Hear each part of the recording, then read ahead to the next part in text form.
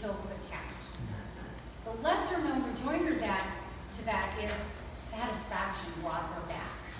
Satisfaction about taking action, because you wouldn't lose or draw if you take the action, if you dive into things, you take the action steps, your curiosity will be satisfied. Either you'll win or you'll know what needs to be fixed or what didn't work. So it's wonderful about stepping out into action in life, and that is what this morning is about. Today's message is really about not overthinking our decisions and options, but rather moving from idea to action.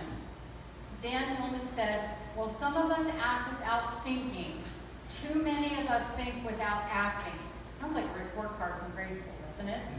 You know, we do that. We tend, all right, I'll speak, this is for me, you can listen in. Tend to think a lot, okay? Maybe I wake up in the middle of the night thinking about things, and then I'm too tired to do anything in the morning when I get up, right? So there's this tendency for us to overthink things, to worry about or fret about or try to struggle with all the details, and then we get so exhausted with it, whether physically or mentally, we never take the action steps. So this morning is about closing the circuits here and completing by taking whatever action is necessary in our lives. See, what gets me about the curiosity and the whole cat thing is I have two little teacher cats at home. And when they do something, they'll look at it, okay? And then you can tell when they're getting ready to go into action because the back end begins to swing. You're building up motion. And then they pounce with their whole body, and the whole body arcs through the air. They're committed 100%. Now, even when it doesn't work out so well, at least they did it. They just licked their paws and walked and take a nap somewhere. They had the satisfaction of knowing how things worked out because they've taken the action steps. Well, that's what this is about this morning, is to motivate us to take the action. I was on I-5 the other day, traveling south, but you don't need to know that, and I came up behind a North County transit bus, and I noticed that on the back of this bus, there's like a lit neon sign, and the lit neon sign said, out of service.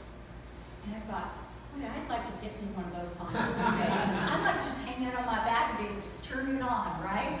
So we had a hip surgery here not too long ago, and it was like, while you're up, even when I wasn't up, while you're up, would you get me? And there were days I wanted that out of service on my back. Just turn it on. But seriously, we all have those days when we're out of service, don't we? We have times where we just pull back and we need a little bit of time for ourselves. We need a little rest, a little recuperation, a little downtime. That's fine. Be out of service from time to time. We all need those moments in time. But it's about getting back up and getting back into life, getting back into service, and participating in life. We have a tendency to confuse motion with progress. Sometimes we scurry around at full speed, and we think because our to-do list is full and we're constantly moving on things and we're doing things and we're going from one thing to the next, that we're making progress. And that is not necessarily the case.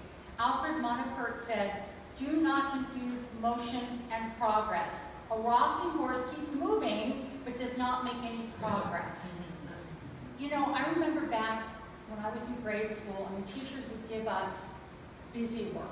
I never got the point of what that busy work stuff was about. It just seemed like they had something they wanted to do, so they were trying to keep you running in circles so that they were free to go do whatever their own thing is. And I think I didn't like that as a kid. I don't like it now. I want to make progress. I want to do something. I want to be creative. I want to make a difference.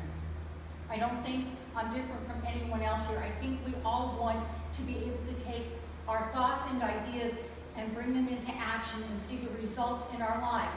We're either going to get the results we thought we would get, or we'll see where we need to fine-tune it, or we'll see what didn't work and just completely let it go. But in any event, then we're free. We have an idea, we put it in process, then we move on. That's what life is about. Are we doing busy work in our life? Are we going in circles and telling ourselves that we're progressing, or are we really progressing? So that's the question. Are you taking the action steps that are moving you further along the path of life towards your intended goal or outcome? Here's a true story told by one young salesman. He writes, we salesmen believe we can sell anything, but my confidence was put to the test recently in a hotel lobby. When the doors to the elevator opened, it was packed with women. I walked in and flashed a big grin and said, "Looks like tonight is my lucky night." "Don't count on it," a voice from the back said. "We're all nuns." There's a difference between motion and progress, okay? Sometimes we think we have the illusion that we're making progress, when in fact we may not be. But life itself is an action-oriented event. Have you ever had where you think, "Oh, you know what, I'm really hungry. I'd like to have dinner." You can't feed your stomach by sitting there in the chair thinking about what it would be nice to have for dinner. You actually have to do something. You'll have to go shopping for the food, or you'll have to get up and prepare the foods that's there. And since this is now the modern age in the 21st century, you call it Grubhub, or whatever it is you do to get food. But you've got to take an action step to take the thing from idea to demonstration, right? And all of life works the same way. If you've ever planted a garden, you put the seed in and you tend the soil and you bring it forward. You just can't think about, "Gee, I'd like some heirloom tomatoes. Wish I was growing some heirloom tomatoes." Nothing is going to happen. You have to plant a seed, tend it, and bring it forth, because life is a participation sport. As much as we think we can sit in our armchair and get it all done in virtual reality, we really can't. The real satisfaction comes from real achievement, from real results, from seeing ideas go from an idea to something as accomplished fact in our lives.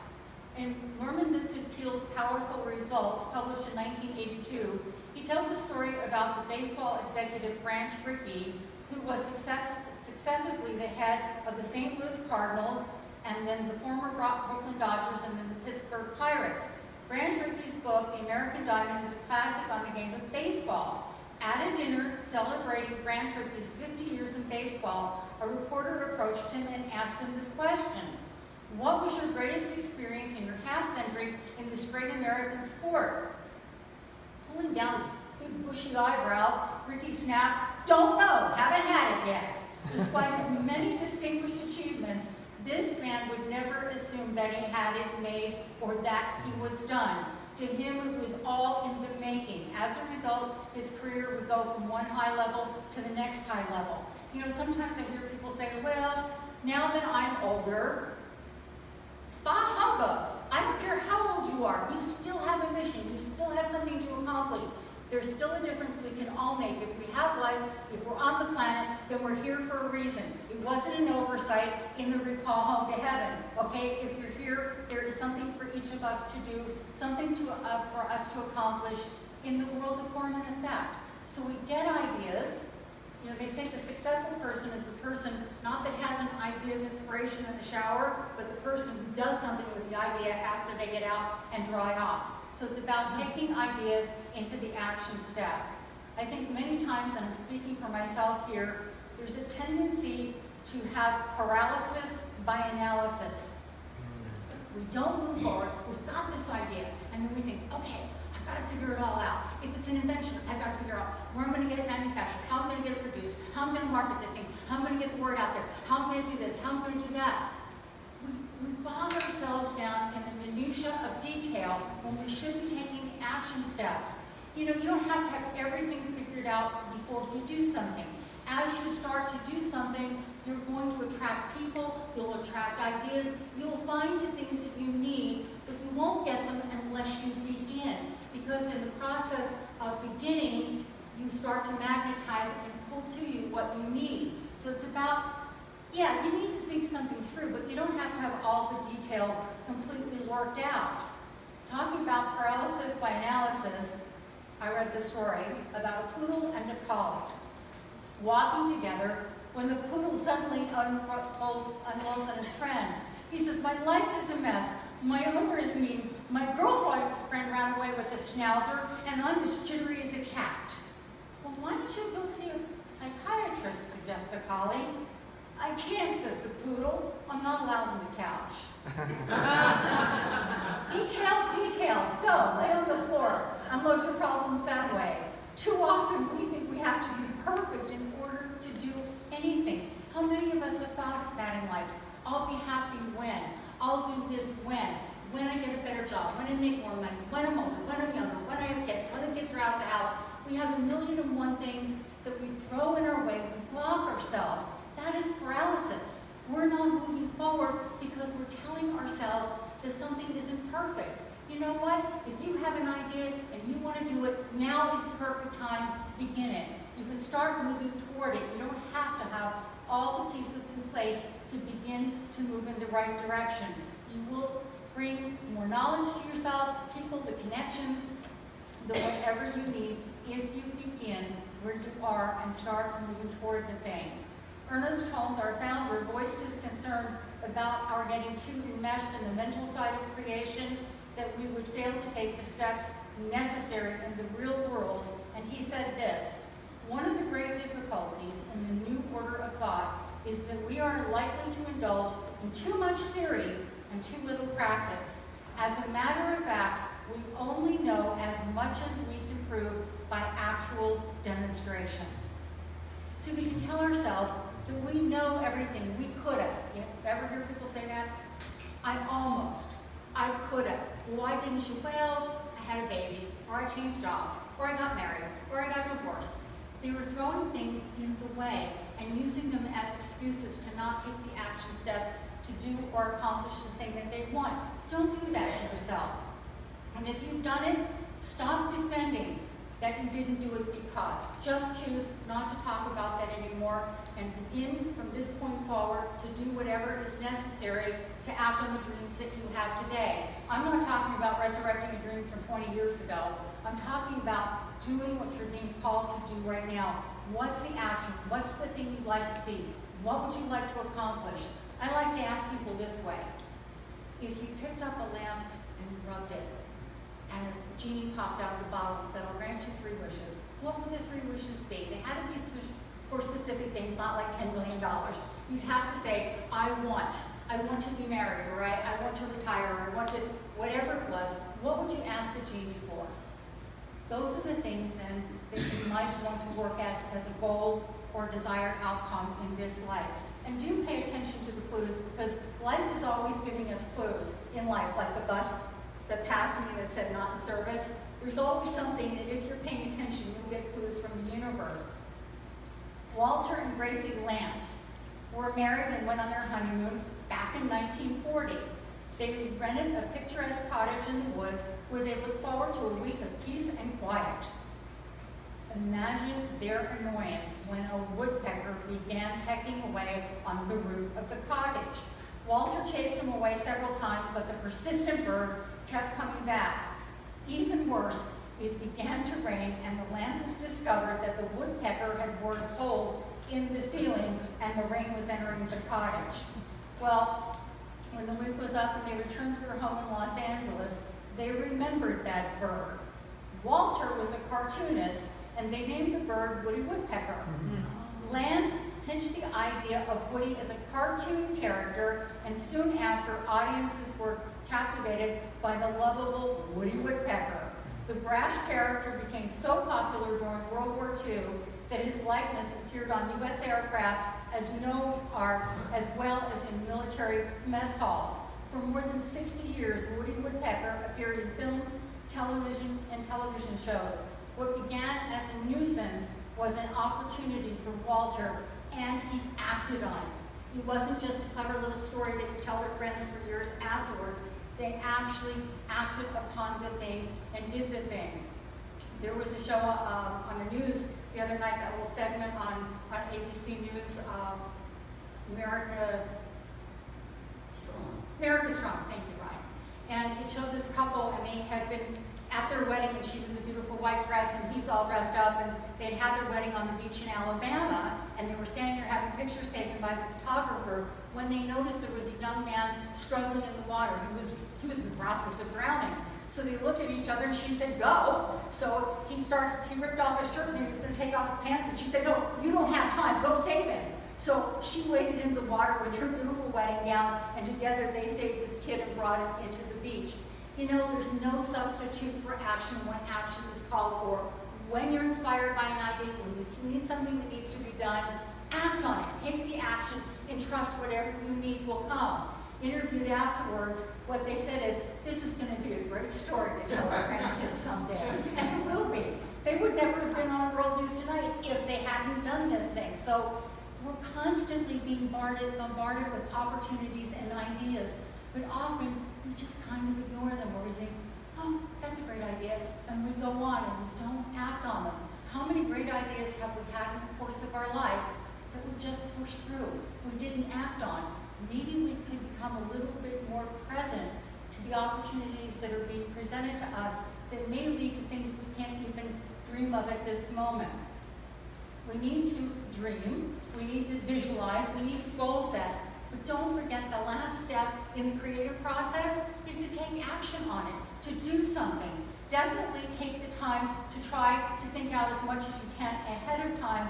You know, sometimes you can do things in small steps and sometimes you can't, and it depends on the thing that you're doing. Like they say, you can't cross a chasm in 2 steps. You have to take the leap. You can't jump out of an airplane with a parachute in little bits. You can't just do 5,000 feet today and do the other 5,000 feet tomorrow. It's an all or nothing. A baby is all or nothing. Remodeling your house, you can take one space at a time, one room at a time. See how you like it and modify it as you move along. So look and see what actions can be done. And if they take a big commitment, take the big commitment. If they can be done in bite-sized pieces, then take the bite-sized pieces.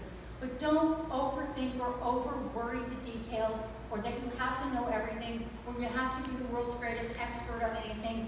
Get involved, get enmeshed, let your passion carry you, do whatever it is you're being called on to do. You know it's a thing you keep thinking about. It's a thing that you keep getting pulled to. I really want to see something change here. I really want to see something different over here. Well, that's what you're being called to act on. You know, you're going to keep getting called until you take the action, so you might as well take the action.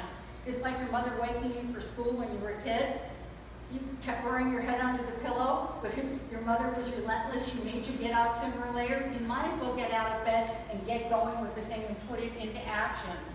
Arnold Glasow said, ideas not coupled with action never become bigger than the brain cells that they occupy.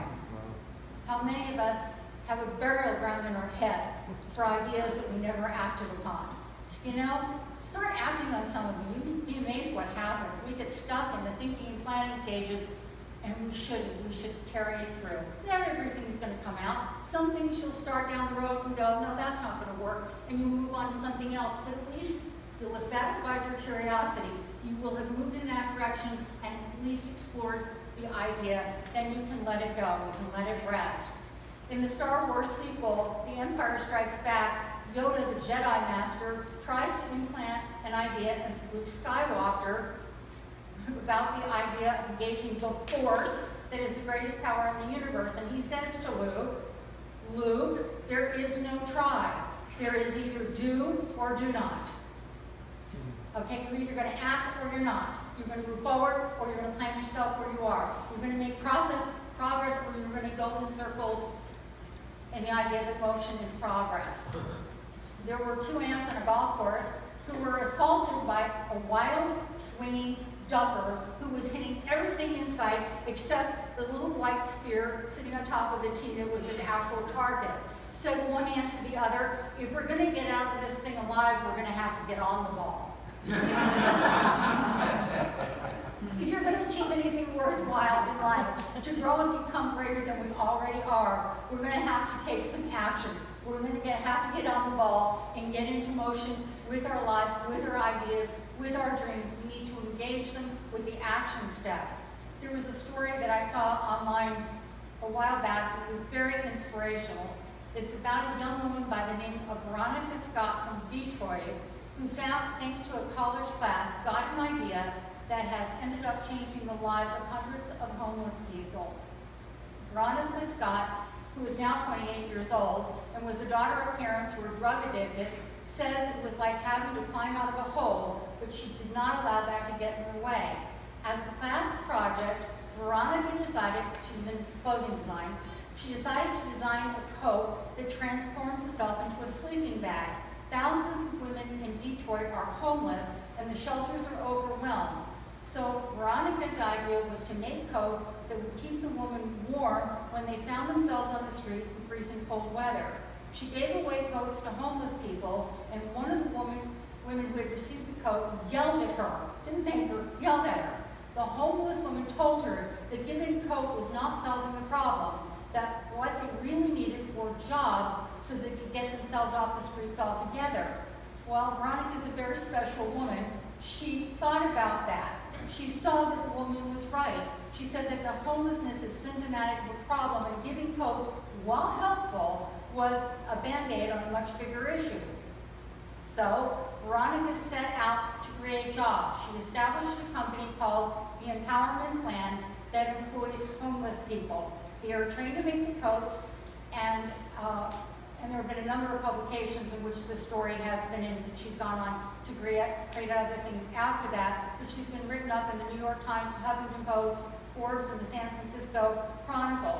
When I first saw this story, I was impressed with how she had created the coats and got the funding to make and distribute them. But then taking it even further and creating jobs and training these women for the opportunities that they need to be employed and to remain employed and get out of poverty was truly inspirational.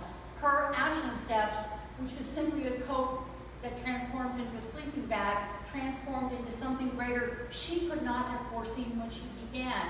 She took action on the idea that she had, and the idea grew and developed as it went along. That's true with any idea that we have. We don't have to know where it's going to end up. We don't have to have a time machine to go forward and see where this thing will lead in our lives. All we need to do is act on what we can act on now, and trust that the next steps that we need to take will reveal themselves, whether it's a homeless person yelling at us or something coming to us in a dream, an inspiration. All we need to do is to take the ideas that keep coming to us, and the ones that won't let you go, then act on them. Bring them forward. Do something. See where they go. See where they lead you. See what can develop in your life. Don't confuse motion with progress. They definitely are not the same unless you're a rocking horse. Don't get bogged down in details, the paralysis by analysis. Don't let yourself think that you have to be perfect before you can begin. You don't. None of us is perfect anyway, no matter how it appears to us from the outside. Dream and plan and visualize, but please don't fail to take that final step, which are the action steps that you need to take to bring your idea to fruition. I'd like to close with some words from Dan Millman's book, Living on Purpose. Only action brings ideas to life. Thoughts are only seeds of possibility. To reap a harvest, we have to sow seeds in the fertile field of action. Doing is understanding. Wisdom grows from practice. To arrive, we have to begin. Why wait for our ship to come in if we haven't sent one out? Do not act without thinking, or think without acting. Our greatest power is to bring forth our ideas from thinking and planning to fruition in our lives. That completes the creative process. That's what we're here to do, is complete the creative circuit, the power of God that's within us. Those ideas are divine gifts, ideas to us, not to entertain us when we have nothing better to do, but to inspire us to take action, to do, and to keep on doing in life. We're here, we have a mission, there's something we're supposed to be doing. It's all in here, just act on it. Namaste.